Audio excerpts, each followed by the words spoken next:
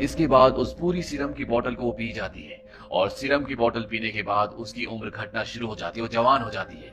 ऐसा लगता है कि वो एक जवान लड़की है और अपनी जवानी को, सुंदरता को देखकर उसकी खुशी का ठिकाना नहीं रहता। लिज़ली उसे कहती है कि तुम्हारी बॉडी हमेशा तुम्हारे साथ रहेगी, 10 सालों तक इसमें कोई भी फर्क नहीं आएगा, लेकिन इससे पहले कि दुनिया को तुम पर शक हो, तुम्हें अपनी जगह को बदलना होगा या अपनी मौत की झूठी खबर फैलानी होगी या हमेशा के लिए तुम्हें किसी एकांत में चले जाना होगा। मैडलिन वहां से निकल जाती है। वहीं दूसरी तरफ अर्नेस्ट के घर पर हेलन आती है और वो उसे कहती है कि तुम्हारी जिंदगी मैडलिन ने बर्बाद कर दी, तुम एक काबिल डॉक्टर थे पर मैडलिन की वजह से तुम्हारा करियर खत्म हो गया, तुमने अपने आप को शराब में डुबा लिया। मैं आज भी तुमसे प्यार करती हूँ। और साथ ही साथ वो अर्नेस्ट को इस बात के लिए भी कन्विंस कर लेती है कि उसे अब मैडलिन को मारना होगा। ये दोनों उसकी मौत की प्लॉटिंग करते हैं और जब मैडलिन घर पर आती है तो अर्नेस्ट उसकी जवानी को देखकर हैरान नहीं होता, क्योंकि उसे लगता है ये सब उसने मेकअप से किया है। और इन दोनों के बीच में आर्ग्यूमेंट्स, लड़ाई झगड़ा होना शुरू हो जाता है। अर्नेस्ट उसे कहता है कि तुम मेरे पैसों को इस तरह से वेस्ट नहीं कर सकती। और इन दोनों का झगड़ा इतना बढ़ जाता है कि ये झगड़ते झगड़ते सीढ़ियों के कॉर्नर तक पहुंच जाते हैं। अर्नेस्ट मैडलिन को वहां से धक्का दे देता है और नीचे गिरने से उसकी गर्दन पूरी तरह से टूट जाती है। अर्नेस्ट जब उसकी बॉडी चेक करता है तो वो देखता है कि वो मर चुकी है।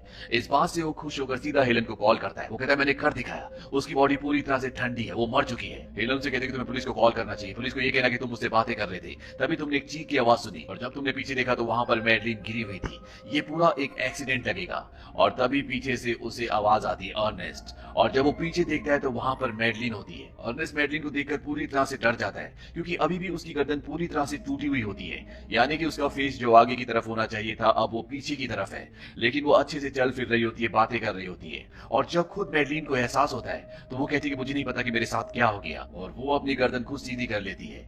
इसके बाद अर्नेस्ट उसे हॉस्पिटल लेकर आता है और जब हॉस्पिटल में डॉक्टर उसकी बॉडी का चेकअप करता है तो वो देखता है कि उसकी गर्दन की हड्डी टूट चुकी होती है, साथ ही साथ उसकी बॉडी में कई सारे फ्रैक्चर्स होते हैं, उसकी दिल की धड़कन बंद है और उसकी बॉडी का जो टेम्परेचर है वो 80 से कम है। और ऐसा तभी होता है जब कोई इंसान मर जाता है। डॉक्टर इस बात से पूरी तरह से कंफ्यूज हो जाता है और वहां से निकल जाता है। और अर्नेस्ट जब उसकी बॉडी को चेक करता है तो वो देखता है कि उसकी बॉडी पूरी तरह से ठंडी होती है। और वो मैडलिन को कहता है कि तुमने अपने साथ क्या किया, तुमने लॉ ऑफ नेचर को तोड़ा है। और वो भी उस कैबिन से बाहर निकल जाता है।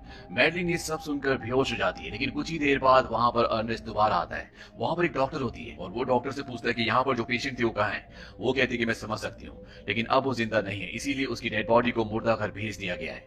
अर्नेस्ट भागता हुआ मुर्दा घर जाता है और वो मैडलिन को उस बैग से निकालता है जिसके अंदर उसे बंद किया होता है। वो होश में आ चुकी होती है और इसके बाद अर्नेस्ट मैडलिन को घर वापस ले आता है और उसकी बॉडी में जो भी डैमेजेस हुए होते हैं वो उसे रिपेयर कर रहा होता है। दरअसल अर्नेस्ट का अब काम भी यही होता है कि वो मुर्दों को रिपेयर करता है ताकि उनके घर वालों के सामने डेड बॉडीज को अच्छी तरह से प्रेजेंट किया जा सके। और जब अर्नेस्ट नीचे को सामान देने के लिए आता है तो वहां पर हेलन आ जाती है और वो कहती है कि हमें उसकी डेड बॉडी को ठिकाने लगाना पड़ेगा, मैं उसे देखना चाहती हूँ। दरअसल उसे नहीं पता होता कि अब भी वो जिंदा है और वो उसे उस पूरे प्लॉट के बारे में डिस्कशन करना शुरू कर देती है जो इन दोनों ने मैडलिन को मारने के लिए किया था। मैडलिन ये सब कुछ सुन लेती है और वो हेलन के सामने आ जाती है। हेलन उसे देखकर पूरी तरह से चौंक जाती है और इसके अगले पल ही मैडलिन अंदर से एक गन लेकर आती है और हेलन को गोली मार देती है। उसकी बॉडी पूल में गिर जाती है। अर्नेस्ट इस बात से पूरी तरह से परेशान हो जाता है। मैडलिन कहती है कि हमें इसकी डेड बॉडी को ठिकाने लगाना होगा और जब वो उसकी बॉडी को पूल से निकालने वाले होते हैं कि तभी हेलन अपने आप खड़ी हो जाती है। उसके पेट में अब एक बहुत बड़ा छेद है और ये देखकर ये दोनों के दोनों हैरान हो जाते हैं। ये दोनों के दोनों घर के अंदर भाग जाते हैं और हेलन भी घर के अंदर आ जाती है। मैडलिन उसे कहती है कि अपना पेट देखो और जब वो अपना पेट देखती है तो उसमें एक बहुत बड़ा छेद होता है। वो अपने आप को देखकर हैरान हो जाती है और यहाँ पर इन दोनों को ये पता चल जाता है कि इन दोनों ने वही सीरम पिया है जिस वजह से ये दोनों जवान हैं और ना ही इनके अंदर इनकी आत्मा है, यानी कि ये मर चुकी हैं, लेकिन फिर भी ये चल फिर सकती हैं, बातें कर सकती हैं। अब इन दोनों के बीच में लड़ाई होना शुरू हो जाती है और इन दोनों को एक दूसरे से जो भी शिकायतें होती है एक दूसरे को कहती हैं और बाद में ये दोनों अपनी अपनी गलतियों को एक्सेप्ट कर लेती हैं और पुरानी सारी बातें भूलकर अब ये दोनों एक साथ हैं। ये दोनों दोस्त बन चुकी हैं। ये दोनों ऊपर जाती है जहां पर अर्नेस्ट इस घर को छोड़कर जाने की तैयारी कर रहा होता है। मैडलिन अर्नेस्ट को कहती है कि तुम अभी नहीं जा सकते क्योंकि मैंने हेलन को वादा किया कि तुम उसे रिपेयर करोगे, उसे ठीक करोगे। हेलन कहती है कि मैडलिन की बॉडी को भी रिपेयर की जरूरत है क्योंकि उसकी गर्दन भी टूट चुकी होती है।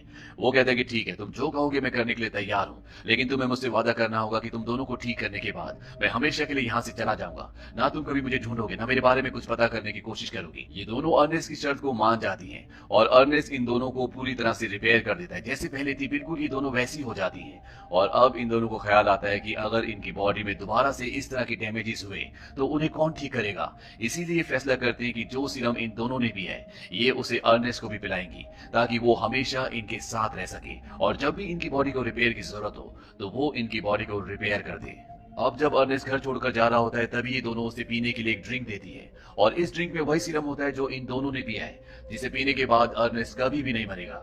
लेकिन अर्नेस्ट बातों ही बातों में उस पूरे ड्रिंक को गिरा देता है और जब वो घर से बाहर निकलने की कोशिश करता है तभी पीछे से ये उसके सिर पर एक फ्लावर पॉट मारती है, जिससे वो बेहोश हो जाता है। और जब उसे होश आता है तो वो लिजली के पास होता है। लिजली वही है जो सबको पीने के लिए सीरम देती है और वो अर्नेस्ट को कन्विंस करने के लिए उसकी उंगली काटकर उसमें सीरम की एक बूंद डालती है, जिससे न सिर्फ उसकी उंगली रिपेयर होती है बल्कि उसकी स्किन भी बहुत यंग हो जाती है।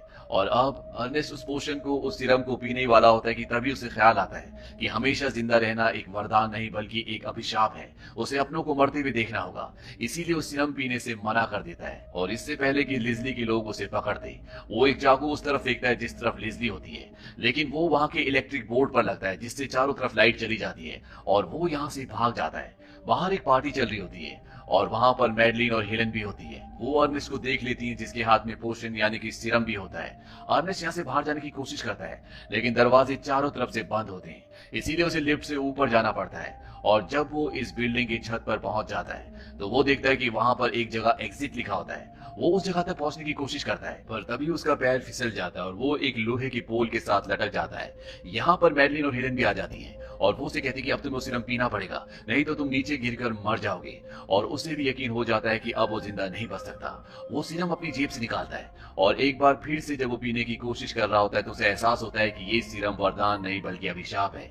वो सीरम को नीचे फेंक देता है और अगले पल वो खुद भी गिर जाता है। लेकिन अर्नेस्ट की किस्मत अच्छी होती है क्योंकि नीचे स्विमिंग पूल होता है, इसीलिए उसकी जान नहीं जाती। और जब तक मैडलिन और हेलन नीचे आते वो यहाँ से निकल चुका होता है। ये दोनों उसके जाने से परेशान है क्योंकि इनकी बॉडी भी अब खराब होना शुरू हो जाती है। हेलन मैडलिन से कहती है कि लिजली ने हमें कहा था कि हमें अपनी बॉडी का ध्यान रखना होगा और अब हमारी बॉडी खराब हो रही है, हमारे पास कोई भी नहीं जो हमारी बॉडी को रिपेयर कर सके। मैडलिन कहती है कि अब हम दोनों को एक दूसरे को पेंट करना होगा।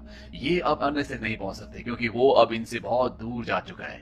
धीरे धीरे वक्त बीतता और 37 साल बीत जाते हैं और एक दिन ये दोनों के दोनों एक चर्च में जाते हैं जहां पर अर्नेस्ट का फ्यूनरल चल रहा होता है। अर्नेस्ट का भी बहुत बड़ा परिवार था जहां पर उसके बीवी बच्चे सब थे, लेकिन हेलन और मैडलिन इस दुनिया में अकेले हैं जो हमेशा अपने चेहरे को ढक कर रखते हैं क्योंकि उनका चेहरा अब पहले से बहुत ज्यादा खराब हो चुका है। और जब दोनों के दोनों चर्च से बाहर जा रहे होते हैं तभी जो वहां पर पास्टर होता है वो कहता है कि जिंदगी के यूथ का जो सीक्रेट है वो ये है कि अर्नेस्ट हमेशा जवान रहेगा, अपने बच्चों के, अपने पोतों के दिलों में, उनके रूप में। ये दोनों की दोनों इस बात का मजाक उड़ाकर बाहर निकल जाती है। हालांकि इन्हें एहसास है कि जो भी पास्टर ने कहा था वो बिल्कुल सही कहा था।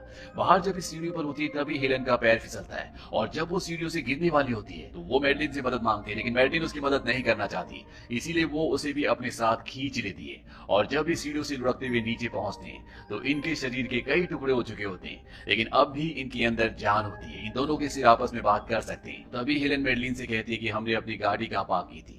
और इसी के साथ ये कहानी, ये फिल्म यहीं पर खत्म